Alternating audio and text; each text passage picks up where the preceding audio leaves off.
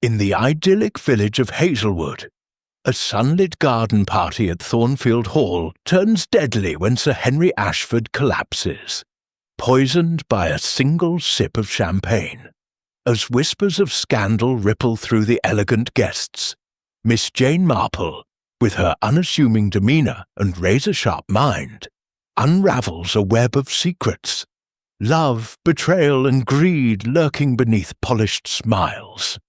A chipped glass, a hidden vial, and a will that binds the living to the dead point to a killer among them. Can Miss Marple stitch together the clues before the truth slips away? Dive into a classic mystery where every glance hides a motive, and no one is quite what they seem. Chapter 1. The Invitation. In the serene village of Hazelwood, where stone walls cradled gardens bursting with hollyhocks and lavender, Miss Jane Marple sat in her modest drawing-room, her knitting needles moving with the steady rhythm of a metronome. The morning's post had brought a single letter, its cream envelope embossed with the crest of Thornfield Hall. The elegant handwriting invited her to a garden party, hosted by Sir Henry Ashford and his young wife, Lady Clara, on the coming Sunday. The occasion promised an afternoon of genteel pleasures, tea on the lawn, a string quartet, and the company of Hazelwood's most prominent residents. Miss Marple's pale blue eyes, sharp behind their mild expression, lingered on the invitation. She sensed an undercurrent, a faint discord beneath the polished words, as if the paper itself whispered of secrets. Hazelwood, though outwardly tranquil, thrived on the quiet dramas of its inhabitants. Miss Marple, with her unassuming presence and keen observation, had long been a student of such dramas.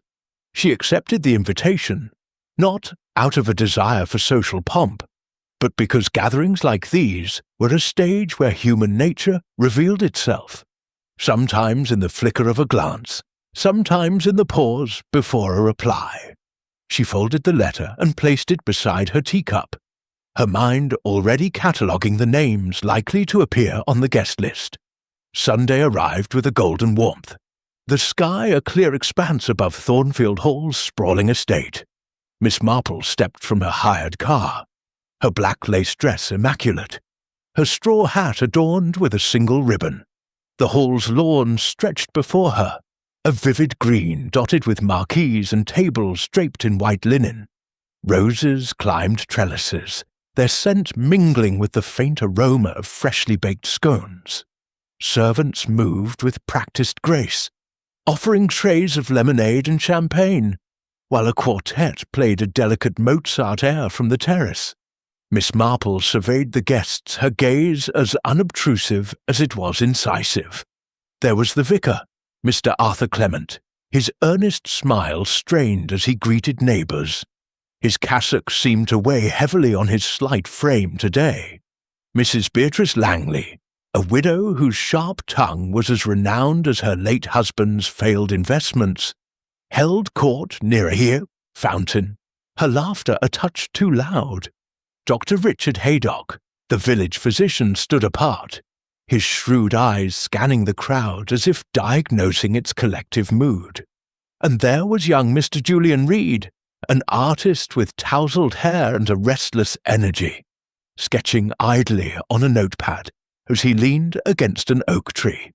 Lady Clara, radiant in a gown of pale blue silk, moved among the guests with the ease of a practiced hostess, her smile bright but fleeting. Sir Henry Ashford, broad-shouldered and gruff, stood on the terrace, his presence commanding despite the faint scowl creasing his brow. Miss Marple accepted a cup of tea from a maid, her fingers brushing the saucer as she noted the dynamics around her. Clara's laughter rang out as she spoke to Julian, her hand lingering on his arm a moment too long. Mrs. Langley's eyes narrowed at the sight, her fan snapping shut with a click. The vicar, engaged in conversation with Dr. Haydock, glanced towards Sir Henry with an expression that hovered between deference and unease. Sir Henry himself descended the terrace steps, pausing to exchange brusque words with a servant about the placement of a tray. Miss Marple sipped her tea, the delicate china warm in her hands, and considered the tensions weaving through the gathering. Thornfield Hall was a beautiful stage, but its players, she suspected, were rehearsing for something more than pleasantries. As the quartet shifted to a livelier tune, Miss Marple moved toward a rose-covered arbour, her steps slow but deliberate. She paused to admire the blooms, her ears attuned to a snatch of conversation nearby. "He's impossible," a woman's voice, Mrs. Langley perhaps, muttered. "Always meddling, always controlling." The reply was too soft to catch, but the tone was sharp, almost bitter. Miss Marple bent to inspect a rose, her face serene, but her mind catalogued the words. She straightened, her eyes catching a fleeting look of defiance on Clara's face as Sir Henry approached her. The garden party, with its polished surface, was a tapestry of hidden threads, and Miss Marple knew that one tug could unravel it all. Chapter 2. The Fatal Toast. The sun hung high over Thornfield Hall, casting a golden glow across the manicured lawns, where the garden party was in full bloom. The string quartet's notes floated through the warm air, mingling with the murmur of conversation and the clink of fine crystal. Miss Jane Marple, seated beneath the shade of a striped marquee, held her teacup with delicate precision, her eyes flitting from guest to guest with the quiet attentiveness of a naturalist observing a rare species. The villagers of Hazelwood, dressed in their Sunday best, moved with studied ease, but Miss Marple noted the subtle discord beneath their polished manners. A tightened smile, a glance held too long, a hand that trembled as it reached for a glass. The marquees, adorned with bunting, framed a scene of apparent harmony. Tables groaned under the hard weight of silver trays bearing sandwiches, scones, and delicate pastries, while servants glided among the guests, offering champagne that sparkled in the sunlight. Lady Clara Ashford, her pale blue silk gown catching the breeze, laughed brightly as she spoke with a cluster of admirers, her youth a vivid contrast to the stern figure of her husband, Sir Henry Ashford, who stood near the terrace steps, surveying the gathering with an air of proprietary satisfaction. Miss Marple's gaze lingered on him, noting the faint crease of displeasure on his brow, as he watched his wife's animated conversation with Mr. Julian Reed, the young artist whose restless energy seemed to draw Clara's attention. Mrs. Beatrice Langley, resplendent in a plum-coloured dress and a hat festooned with ostrich feathers, held court near a marble fountain, her voice carrying snatches of gossip to Miss Marple's ears. "Clara's quite the charmer, isn't she?" Mrs. Langley remarked to a companion, her tone laced with something sharper than amusement. "But Sir Henry keeps a tight rein, doesn't he?" The companion, a timid woman from the village, nodded nervously, her eyes darting toward the terrace. Miss Marple sipped her tea, her mind filing away the widow's words. Mrs. Langley, whose late husband had tangled with Sir Henry in business, never missed an opportunity to hint at old grievances. Dr. Richard Haydock, the village physician, stood apart, his lean frame leaning against a trellis, as he observed the crowd with a clinical detachment that Miss Marple found oddly reassuring. His shrewd eyes met hers briefly, and she inclined her head, acknowledging a kindred spirit in observation. Nearby, the vicar, Mr. Arthur Clement, adjusted his spectacles and offered earnest pleasantries to a group of parishioners, though his hands fidgeted with the edge of his cassock, betraying a nervous energy. Miss Marple wondered what could unsettle so mild a man on such a fine afternoon. As the quartet paused, a hush fell over the guests, and Sir Henry stepped forward, raising a hand to command attention. His presence, broad and imposing, silenced the chatter with ease. "My friends," he began, his voice resonant with authority, "I propose a toast to Hazelwood, its prosperity, its community, and its future." He lifted a champagne glass, its rim catching the sunlight, and the guests followed suit, their glasses glinting like a constellation.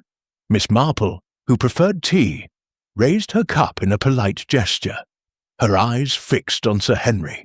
He took a hearty sip, his throat working as he swallowed, and for a moment all seemed well. Then a shadow crossed his face.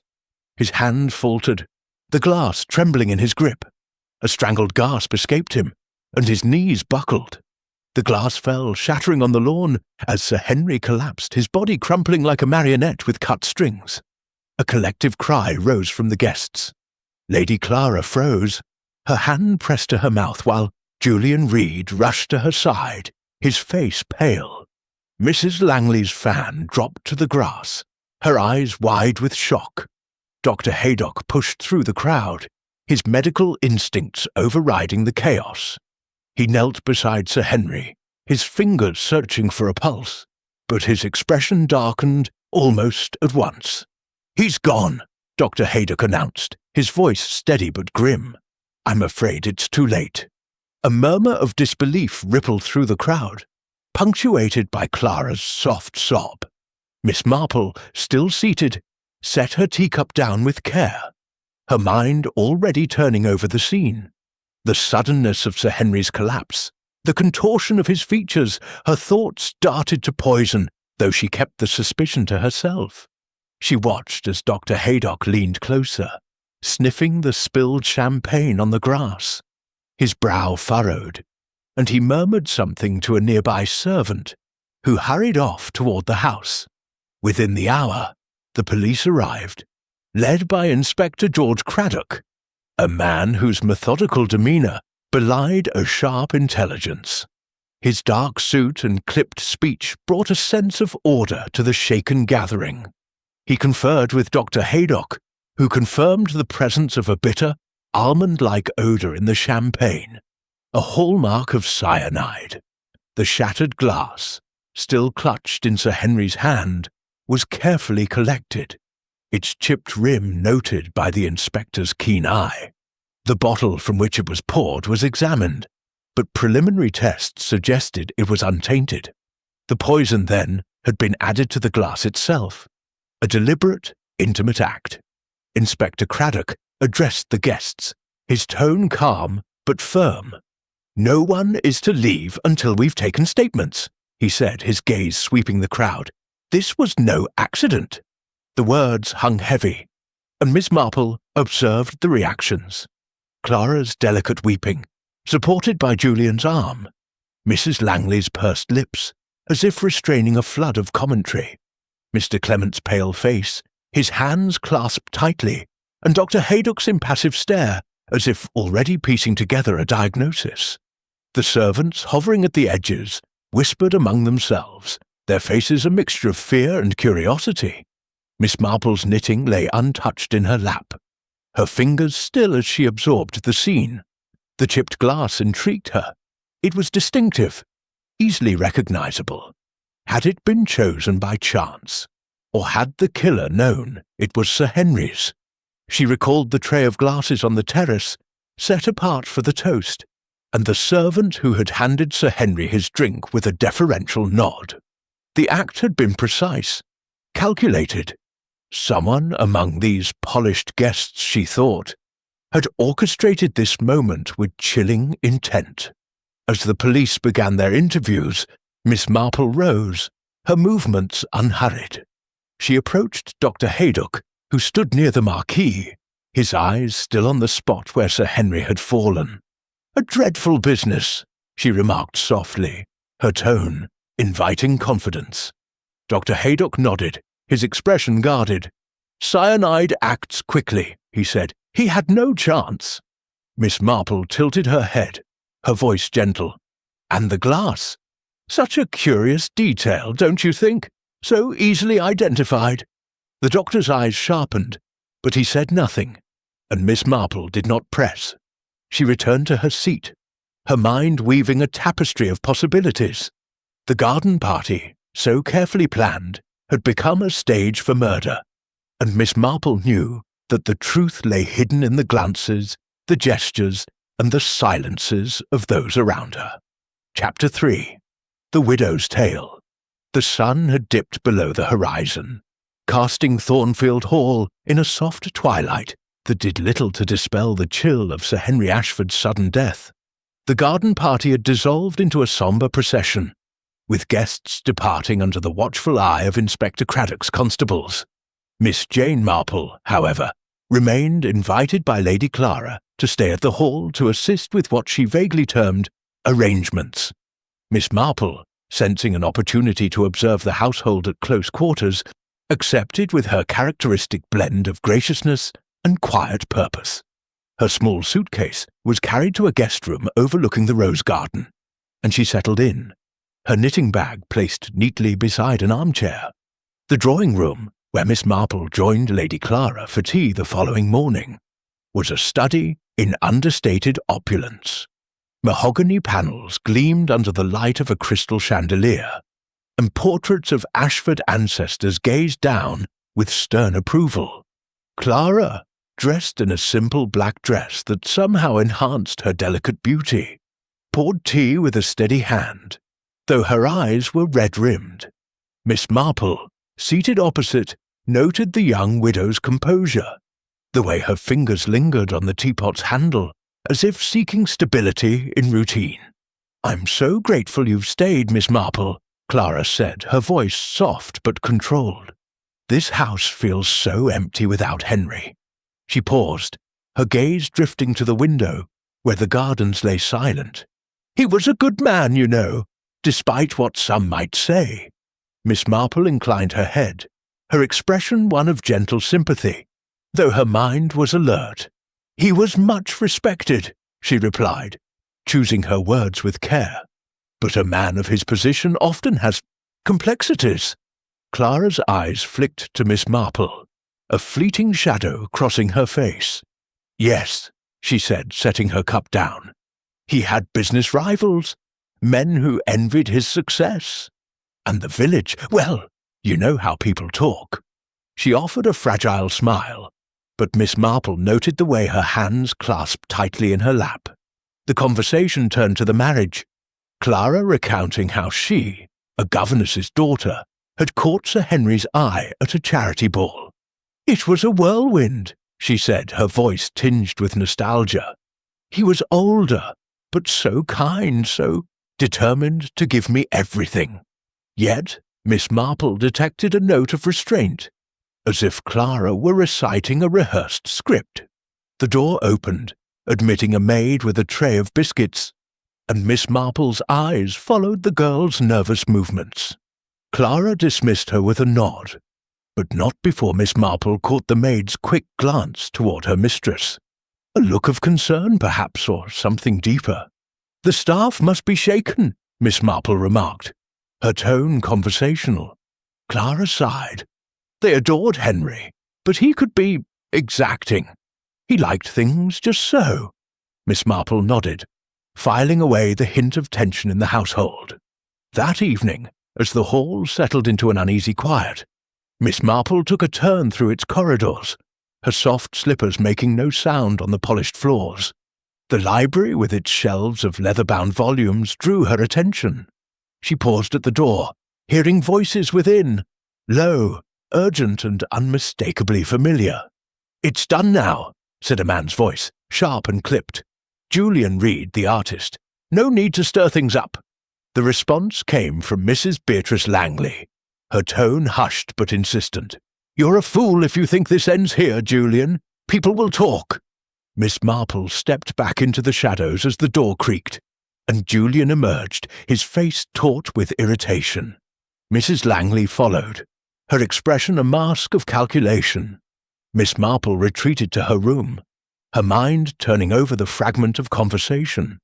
Julian's agitation suggested more than casual concern, and Mrs. Langley's cryptic warning hinted at knowledge she was reluctant to share. The library encounter was no coincidence, Miss Marple thought. It was a thread in the tapestry of motives she was beginning to weave.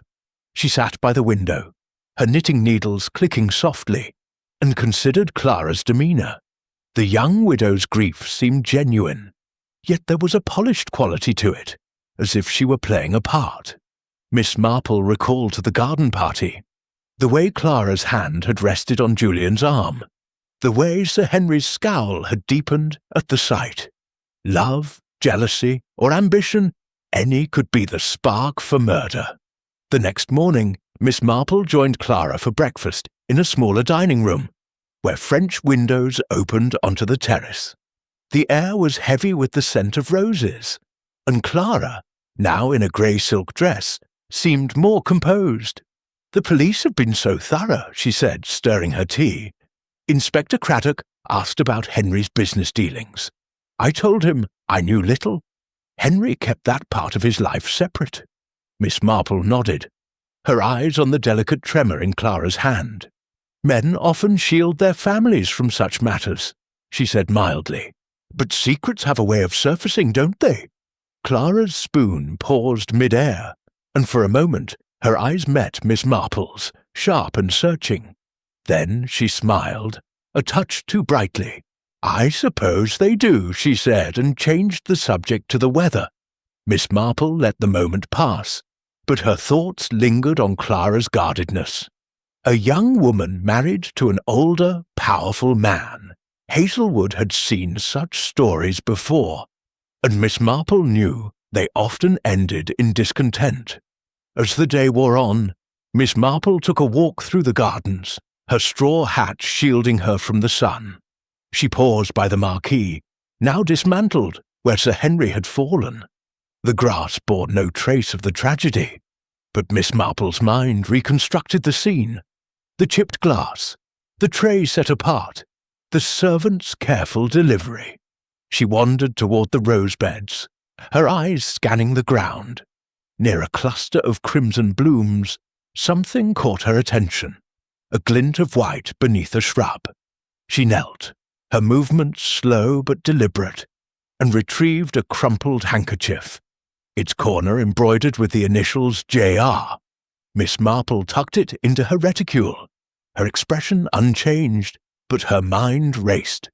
Julian Reed's carelessness, or a deliberate plant.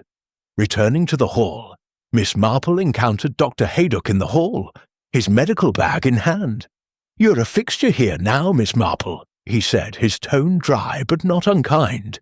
"Clara seems to rely on you." Miss Marple smiled faintly. "I'm merely an old woman with time to listen," she said. "But you, Doctor, you saw the glass, didn't you? The chipped one?" Haydock's eyes narrowed. "I did. Odd that it was chosen for Sir Henry. Almost as if someone meant it to stand out." Miss Marple nodded, her thoughts aligning with his. The doctor excused himself, and Miss Marple returned to her room. Her knitting resumed. The handkerchief, the overheard conversation, Clara's careful grief. Each was a piece of the puzzle, and Miss Marple knew that patience would reveal how they fit together. Chapter 4. The Shadow of Motive. The morning after Miss Marple's discovery of the handkerchief, Thornfield Hall seemed to hold its breath, as if the grand estate itself sensed the weight of the tragedy that had unfolded. The air was crisp, with a hint of autumn creeping into the late summer warmth, and Miss Marple sat in the morning room, her knitting a quiet counterpoint to the murmur of servants beyond the door. Inspector George Craddock arrived promptly at 10, his notebook in hand, his expression one of determined focus. He had requested Miss Marple's presence for a private discussion, a gesture that spoke of his respect for her unerring insight into the intricacies of human nature. She greeted him with her usual courtesy, her pale eyes sharp behind their mild demeanour, and offered him tea, which he declined with a polite wave. "The facts are troubling, Miss Marple," Craddock began, settling into a chair opposite her. "The cyanide was in Sir Henry's glass alone. The bottle was clean, as were the other glasses on the tray. Whoever did this knew exactly which glass he would take." He paused, his fingers tapping the notebook. "The chipped rim makes it unmistakable. A deliberate choice, I'd wager." Miss Marple nodded, her knitting needles pausing as she considered his words. "Indeed, Inspector," she said softly. A glass so distinct suggests a plan, not a whim. Someone watched and waited. Craddock leaned forward, his voice lowering. The servants swear no one approached the tray after it was set out, save for the footman who handed Sir Henry his glass. And he's a lad of 17, loyal to the family, no hint of motive. Miss Marple's lips curved faintly. Loyalty is a fine quality, she said, but even loyal hands can be guided by another's intent. Craddock's eyes met hers, and he nodded, recognizing the truth in her words. He shared further details. The cyanide was fast-acting, likely introduced moments before the toast, and the tray had been prepared in the butler's pantry, out of sight of the guests.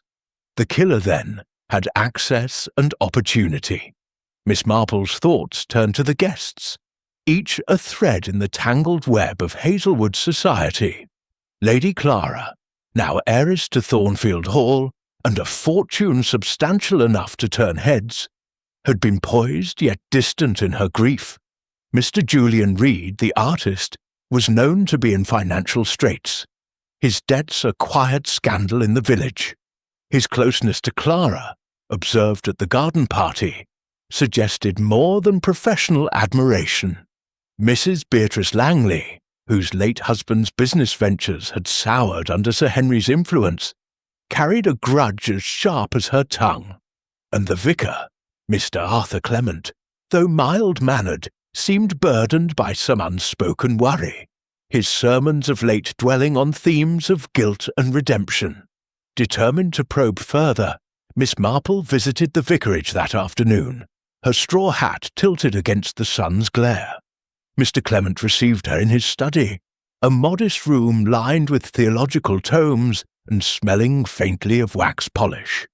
His welcome was warm, but his hands twisted nervously as he offered her a chair. "Such a dreadful loss," he said, his voice faltering.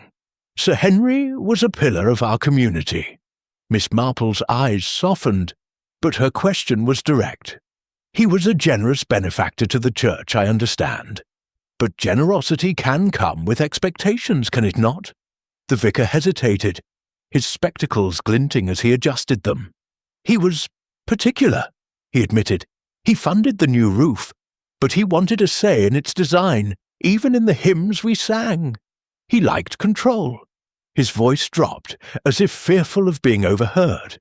"But murder? I cannot fathom it."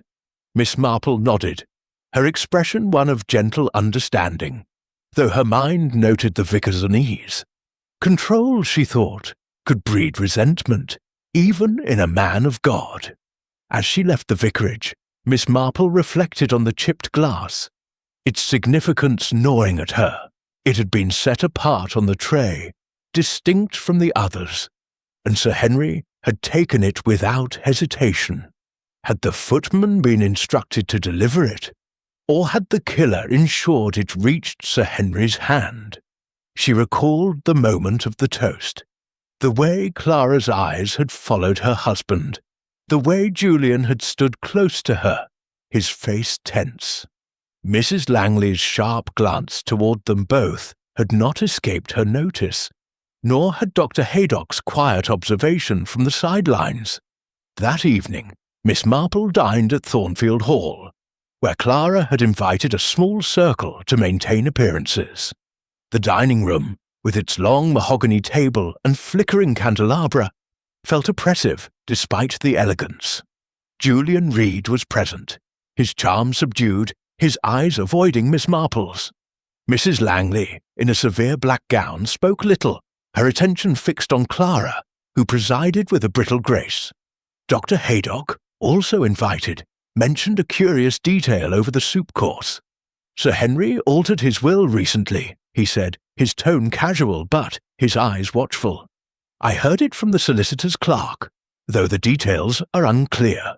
Clara's spoon paused, and Miss Marple noted the sudden stillness in her posture. After dinner, Miss Marple lingered in the drawing-room, her knitting a pretext for observation. She approached Julian, who stood by a window, his fingers tracing the frame. "You must find Hazelwood a change from London," she said lightly. "So many obligations here, so many eyes." Julian's smile was strained. "It's a small world," he said. "Everyone knows everyone's business." His words carried a weight Miss Marple did not miss, and she wondered what business he wished to keep hidden. As she retired to her room, Miss Marple sat by the window, her knitting untouched. The handkerchief with Julian's initials found near the rose bed suggested carelessness, or a deliberate attempt to implicate him. Clara's composure, Mrs. Langley's veiled hostility, the vicar's unease, and Dr. Haydock's cryptic remark about the will formed a constellation of clues. Motive, she knew, was the key, and it lay in the shadows of love, greed, or vengeance. She thought of her own village, of the countless dramas played out in quiet parlours, and knew that Hazelwood's secrets would reveal themselves in time. For now, she would watch and listen, and let the truth unfold like the pattern in her knitting. Chapter 5. A Clue in the Roses. The morning light filtered through the heavy drapes of Thornfield Hall, casting a soft glow over the breakfast room where Miss Jane Marple sat, her knitting resting beside a cup of cooling tea. The events of the previous days had settled over the household like a fog, and the air held a quiet tension, as if the walls themselves were waiting for the truth to emerge. Miss Marple's mind was occupied with the handkerchief marked J.R., Julian Reed's initials, found near the rose beds, and the faint almond-like scent of the empty vial she had discovered nearby. Both were tucked safely in her reticule, their significance yet to be unravelled. She sipped her tea, her eyes drifting to the gardens visible through the French windows, where the roses stood vibrant against the sombre mood. Determined to explore the scene of the crime further, Miss Marple excused herself after breakfast and ventured into the gardens. The lawn, pristine once more, bore no trace of the tragic toast that had claimed Sir Henry Ashford's life. The marquee site was now a stretch of grass, but Miss Marple's memory reconstructed the scene. The tray of champagne glasses, the chipped one handed to Sir Henry, the moment of his collapse. She walked slowly toward the rose beds, her straw hat shielding her from the sun's glare, her steps deliberate as she scanned the ground for further clues. The roses, meticulously tended, seemed almost defiant in their beauty, their crimson and white petals a stark contrast to the dark events they had witnessed. Near the spot where she had found the handkerchief, Miss Marple paused, her eyes catching a faint disturbance in the soil beneath a shrub. She knelt, her movements careful, and brushed away a layer of earth to reveal a small glass vial, empty but for a lingering trace of that telltale almond scent. She held it to the light, noting its plain design, the kind used for medicines or perfume. Cyanide, she knew, could be concealed in such a container, easily slipped into a pocket or discarded in a moment of haste. She wrapped the vial in a clean handkerchief and added it to her reticule, her expression serene but her mind racing. Was this Julian's doing? Or had someone placed the handkerchief to point suspicion his way? Returning to the hall, Miss Marple encountered Lady Clara in the hall, her black dress a sombre contrast to her pale complexion. "You're fond of the gardens, Miss Marple," Clara said, her smile fragile. "Henry loved them too." Miss Marple inclined her head. "They're a credit to his care," she replied, noting the way Clara's fingers twisted a lace handkerchief. "Though gardens, like people, can hide their secrets." Clara's smile faltered, and she excused herself, leaving Miss Marple to ponder the young widow's unease. That afternoon Miss Marple joined the other guests for luncheon, a subdued affair in the dining room. Julian Reed was present, his usual charm dimmed, his eyes darting to Clara with a mixture of concern and something deeper. Mrs. Beatrice Langley, seated opposite, watched the pair with a hawk-like intensity, her lips pursed as if restraining a comment. Dr. Richard Haydock, ever observant, engaged Miss Marple in quiet conversation about the village, but she sensed his attention was elsewhere, perhaps on the same undercurrents she was tracing. The vicar, Mr. Arthur Clement, was absent pleading a parish matter, though Miss Marple wondered if his absence stemmed from discomfort rather than duty. After luncheon, Miss Marple proposed a walk to Julian's studio, a converted stable on the estate's edge, where he worked on his paintings. Clara encouraged the idea, her enthusiasm a touch too bright, and Julian agreed with a reluctant nod. The studio was a cluttered space, filled with the sharp scent of turpentine and the soft glow of canvases in various stages of completion. A half-finished portrait of Clara dominated the room, her likeness captured with a tenderness that spoke of more than artistic skill. Miss Marple admired it, her voice gentle. "You've caught her spirit beautifully," she said. "It must take great trust to sit for such a work." Julian's hands fidgeted with a paintbrush. "She's an easy subject," he said, his tone guarded. "Sir Henry commissioned it, you know. Wanted something grand for the hall." Miss Marple nodded, her eyes wandering to a sketchbook on a nearby table. She opened it with his permission, revealing quick studies of the garden party, figures in motion, glasses raised, and notably a detailed drawing of the drinks tray. The chipped glass was unmistakable, its rim carefully rendered. "You have a keen eye for detail," she said, her tone light. Julian's smile was tight. "It's my trade," he replied, but his eyes avoided hers. Miss Marple pressed gently, her voice as soft as her knitting's rhythm. "You must have seen much at the party. So many people, so many intentions." Julian's jaw tightened. "I saw what everyone saw," he said. "Sir Henry was a good man, but he made enemies. I'm just an artist, Miss Marple. I paint what I see, not what I think." She nodded, letting the silence linger, knowing that silence often drew out truths. Julian excused himself to fetch a canvas, and Miss Marple's gaze returned to the sketchbook, her mind noting the precision of the chipped glass's depiction. Had Julian observed the tray by chance, or had he known its significance? That evening, Miss Marple shared her findings with Inspector Craddock, who visited the hall to review the case's progress.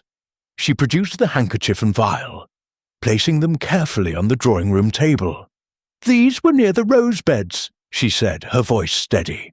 "The initials suggest Mr. Reed, but I wonder if they're too convenient." Craddock examined the items, his brow furrowing. "It's a strong clue," he said, "but you're right. It's almost too neat. We'll test the vial for traces of cyanide." Miss Marple's eyes twinkled faintly. "Clues, Inspector, are like stitches in a pattern. One alone means little, but together they form a picture." As Craddock departed, Miss Marple sat by the fire. Her knitting resumed. The handkerchief and vial pointed to Julian, but her instincts whispered of misdirection. Clara's guarded glances, Mrs. Langley's sharp watchfulness, the vicar's absence, and Dr. Haydock's hint about the will, all were threads in a complex weave. She thought of her own village, where small jealousies and hidden desires often simmered beneath the surface, and knew that Hazelwood was no different. The killer had acted with precision, but precision left traces, and Miss Marple was determined to follow them to their source. Chapter 6. The Artist's Secret. The morning mist clung to the grounds of Thornfield Hall, softening the edges of the rose gardens and lending an ethereal quality to the estate's sombre atmosphere. Miss Jane Marple, seated at her window in the guest room, watched the mist swirl, her knitting idle in her lap. The handkerchief and vial, now in Inspector Craddock's possession, had sharpened her focus on Julian Reed, whose initials marked the damning clue. Yet Miss Marple's instincts, honed by years of observing the quiet dramas of village life, cautioned against accepting the obvious. The artist's restless demeanour and his intimate portrait of Lady Clara suggested depths yet unexplored, and she resolved to probe further into his world. After a light breakfast, where Clara's polite inquiries about the gardens felt rehearsed, Miss Marple requested a second visit to Julian's studio. The young man agreed, though his reluctance was palpable. His eyes shadowed as he led her across the estate to the converted stable. The studio was as she remembered, cluttered with easels, canvases, and the sharp tang of turpentine. But the light streaming through the high windows seemed to expose its secrets more starkly today. The portrait of Clara, its colours vibrant yet unfinished, dominated the space, her eyes gazing out with a mixture of vulnerability and defiance. Miss Marple paused before it, her expression one of quiet admiration. "A remarkable likeness," she said, her voice gentle. "You've captured something of her spirit, Mr. Reed. It speaks of familiarity." Julian shifted uncomfortably, brushing a lock of hair from his forehead. "She's a good subject," he said, his tone clipped. "Sir Henry wanted it for the hall, something to show off." Miss Marple nodded, her eyes drifting to the sketchbook she had examined before. She opened it again, with Julian's curt permission, and turned to the drawing of the garden party's drinks tray. The chipped glass was rendered with meticulous detail, its flaw unmistakable. "You have a gift for precision," she remarked, her tone conversational.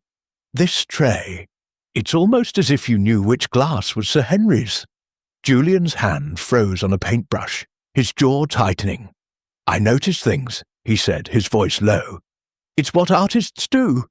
Miss Marple's eyes met his, her gaze steady but kind. "Of course," she said, "but noticing can be dangerous, can't it? Especially when others have secrets to keep." Julian's expression flickered, a mix of defiance and unease, but he said nothing. Miss Marple let the silence stretch. Knowing it often loosened tongues. "Sir Henry was generous to you, I hear," she continued. "A commission like this must have been a relief, given your circumstances." Julian's face darkened. "You've heard the gossip, then," he said bitterly. "Yes, I've had debts. Sir Henry knew it, but he paid well. I had no reason to harm him." His voice carried conviction, but Miss Marple noted the way his fingers gripped the brush, white-knuckled. She thanked him and left the studio, her mind turning over his words. Julian's financial troubles were no secret in Hazelwood, but his defensiveness suggested more than embarrassment. Was it fear or guilt? That afternoon, Miss Marple joined Inspector Craddock in the library, where he had set up a temporary office. The room's heavy shelves and polished desk seemed to absorb the weight of their discussion. Craddock confirmed that the vial contained traces of cyanide, matching the poison that killed Sir Henry. The handkerchief, however, bore no chemical residue, only the faint scent of lavender suggesting it had been dropped separately. "It points to Reed," Craddock said, his voice measured. "But you think it's too tidy, don't you?" Miss Marple's lips curved faintly. "A clue left so openly invites suspicion," she said. "Mr. Reed is impulsive, perhaps, but not careless. Someone else may have wished to direct our attention." Craddock leaned back, his notebook open. "We're looking into the will," he said. "Sir Henry's solicitor is coming tomorrow with details, and we're checking Reed's finances. Debts, yes, but no large sums recently paid off." Miss Marple nodded, her thoughts on the sketchbook. "The drawing of the tray is curious," she said. "It suggests observation, but not necessarily intent. Mr. Reed may have seen something he hasn't yet shared." Craddock's eyes sharpened. "You think he's protecting someone?" Miss Marple's needles clicked softly. "Or someone is using him," she replied. That evening, dinner at Thornfield Hall was a strained affair. Clara, in a deep grey gown, spoke of redecorating the hall, her voice bright but brittle. Mrs. Beatrice Langley, her eyes sharp, made pointed remarks about the cost of such plans, while Dr. Richard Haydock remained quiet, his gaze flickering between Clara and Julian. The vicar, Mr. Arthur Clement, had declined the invitation, citing parish duties, but Miss Marple sensed his absence was deliberate.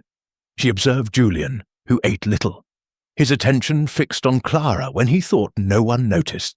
Clara, in turn, avoided his gaze, her hands fidgeting with her napkin. After dinner, Miss Marple lingered in the drawing-room, where a fire cast dancing shadows on the walls. She approached Mrs. Langley, who stood by a bookcase, her fan snapping open and shut. "A trying time for us all," Miss Marple said, her tone sympathetic. "You knew Sir Henry well, I believe?" Mrs. Langley's lips thinned. "My husband did," she said. "Henry's business dealings left us near ruin. He had a knack for winning, no matter the cost."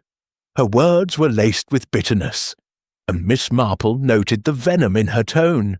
"Yet you attended his party," she said mildly. Mrs. Langley's eyes flashed. "One must keep up appearances," she said, and turned away.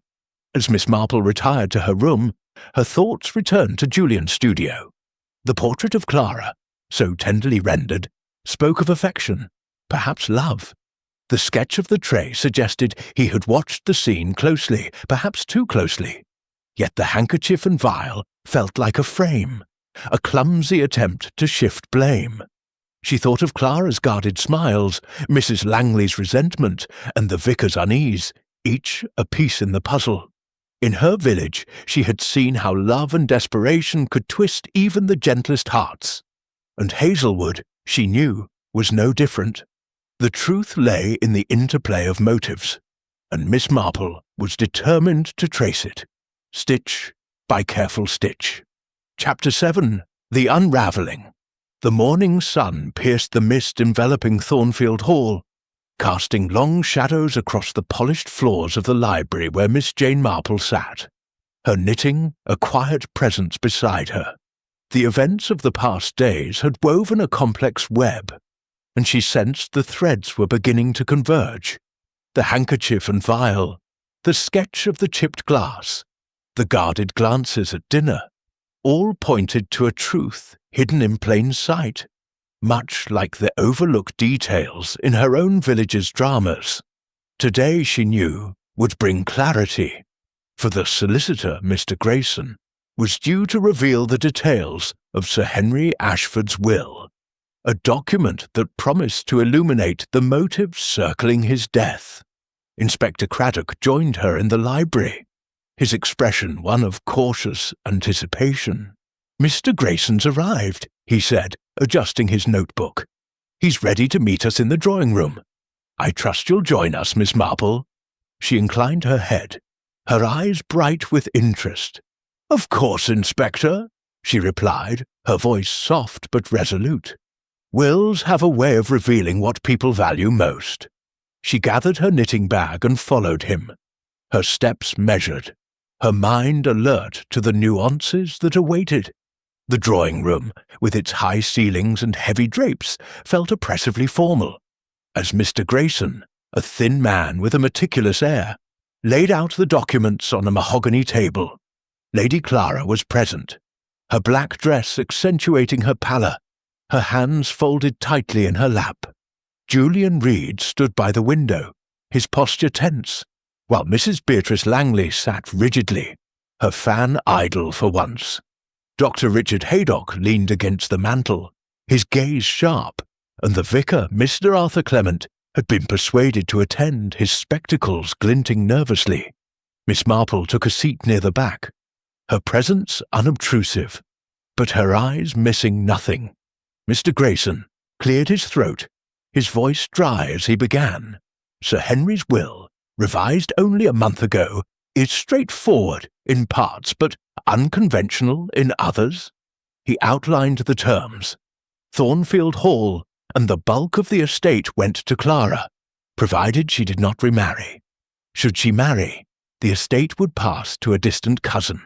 The church received a substantial sum, contingent on Mr. Clement remaining vicar for 5 years, a condition that drew a sharp intake of breath from the clergyman. Julian Reed was to receive a modest bequest, enough to clear his debts and fund a year's work, a gesture that caused his jaw to tighten. Mrs. Langley, notably, was left nothing. her late husband's losses unaddressed. She gripped her fan, her knuckles white, but said nothing. Miss Marple's needles clicked softly, a rhythm that steadied her thoughts. The will painted a picture of control, even from beyond the grave. Clara's inheritance was a gilded cage, Julian's bequest a calculated kindness, and the vicar's condition a leash.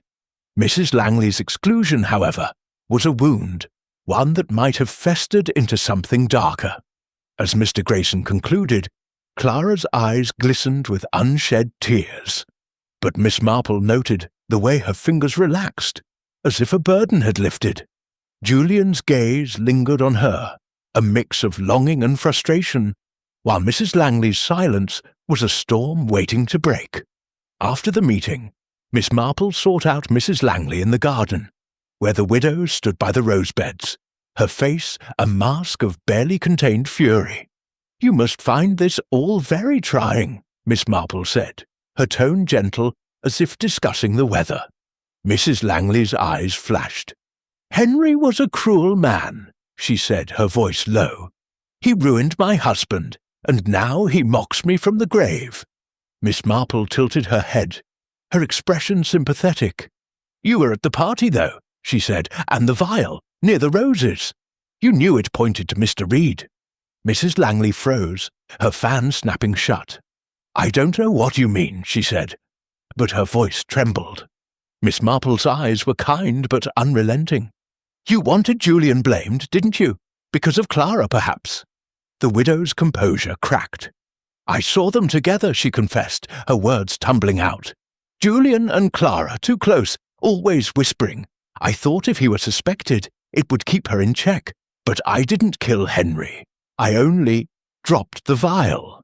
Miss Marple nodded, her mind slotting the admission into place. Mrs. Langley's act was spiteful, but not murderous. That evening, Miss Marple sat with Inspector Craddock in the library, sharing her findings. "Mrs. Langley planted the vial to implicate Julian," she said, her voice steady. "But the handkerchief was already there, likely dropped by someone else." Craddock's brow furrowed. "Then Reed's not our man?" Miss Marple's needles paused. "He's entangled," she said, "but not the weaver of this web. The chipped glass was chosen with care, by someone who knew Sir Henry's habits." She thought of Clara's guarded smiles, the way her hand had lingered on Julian's arm, and the will's restrictive clause. Love, bound by greed, could twist into desperation. As she retired to her room, Miss Marple stood by the window, the moonlight silvering the roses below. The will had clarified the stakes. Clara's freedom, Julian's future, the vicar's security, Mrs. Langley's resentment. Each was a motive, but only one had turned to murder. She recalled her village, where a jilted lover or a slighted friend could harbour deadly intent, and knew that Hazelwood's secrets were no different. The truth was close, she felt, like a pattern nearly complete. Tomorrow she would gather the threads and reveal the hand that had poisoned Sir Henry's glass. Chapter 8. The Final Revelation. The air in Thornfield Hall's drawing room was thick with anticipation. The heavy drapes drawn back to let the late afternoon sun cast a golden glow over the assembled guests. Miss Jane Marple stood near the fireplace, her small figure unassuming yet commanding, her knitting bag resting on a side table, as if it, too, bore witness to the unravelling of Hazelwood's darkest secret. Inspector George Craddock stood beside her, his notebook closed, his presence lending official weight to the gathering. Lady Clara Ashford sat on a velvet settee, her black dress accentuating her delicate pallor, her hands clasped tightly. Julian Reed leaned against a bookcase, his face taut with unease. Mrs. Beatrice Langley, her fan idol, sat rigidly, her eyes darting between faces. Dr. Richard Haydock stood by the window, his expression impassive, while the vicar, Mr. Arthur Clement, fidgeted with his spectacles, his discomfort palpable. Miss Marple began, her voice soft but clear, cutting through the tension like a needle through silk. Sir Henry Ashford's death was no accident, she said, her eyes sweeping the room. The chipped glass, laced with cyanide, was chosen with precision, handed to him in a moment when all eyes were on the toast. This was a murder planned with care, by someone who knew his habits intimately. She paused, letting her words settle, noting the way Clara's fingers tightened, the way Julian's gaze flickered to her. The clues, she continued, were both subtle and deliberate. A handkerchief with Mr. Reed's initials, a vial smelling of cyanide, found near the rose beds. At first, they pointed to you, Mr. Reed. Julian's head snapped up, his eyes wide. I had no reason to kill him, he protested, his voice hoarse. Miss Marple raised a hand, her gesture gentle but firm. I believe you, she said. The handkerchief was too convenient, the vial a distraction. Mrs. Langley admitted to planting it, hoping to cast suspicion on you because of your closeness to Lady Clara. Mrs. Langley's lips parted, but she said nothing, her face flushing with shame. Miss Marple's gaze turned to Clara, who sat motionless, her eyes fixed on the floor. The will was the key, Miss Marple said. Sir Henry left you Thornfield Hall, Lady Clara, but only if you remained unmarried. A cruel condition for a young woman in love. Clara's head lifted, her eyes meeting Miss Marple's, a spark of fear in their depths. You marked the chipped glass, Miss Marple said, her voice steady. You knew it was Sir Henry's, set apart on the tray. You ensured the cyanide reached him, freeing you to marry Mr. Reed without losing the estate. A gasp rippled through the room. Julian stepped forward, his voice shaking. That's absurd! Clara loved Henry. But Miss Marple's eyes remained on Clara, who had begun to tremble. Love can be a heavy burden, Miss Marple said gently. You were trapped, Lady Clara, in a marriage that stifled you. Mr. Reed's affection offered escape, but the will stood in your way. You acted with care, using the vial to mislead, dropping the handkerchief to point to Julian, knowing Mrs. Langley's jealousy would amplify suspicion. Clara's composure shattered. She buried her face in her hands, a sob escaping her. I couldn't bear it, she whispered. Henry was kind, but he controlled everything. My life, my future. I wanted to be free, to be with Julian. Her voice broke, and Julian moved to her side, his expression a mix of shock and anguish. Inspector Craddock stepped forward, his voice calm but firm. Lady Clara Ashford, I'm arresting you for the murder of Sir Henry Ashford. A constable approached, and Clara rose, her movements mechanical, as if the weight of her confession had drained her. The room fell silent as Clara was led away. Mrs. Langley's fan snapped open, her face a mask of vindication and regret. Julian sank into a chair, his head in his hands, while Dr. Haydock's gaze remained steady, as if he had suspected the truth all along. Mr. Clement murmured a prayer, his voice barely audible. Miss Marple retrieved her knitting bag, her expression serene but tinged with sorrow. Human nature is a fragile thing, she said to Craddock as they stepped into the hall. Love and desperation can twist even the gentlest heart.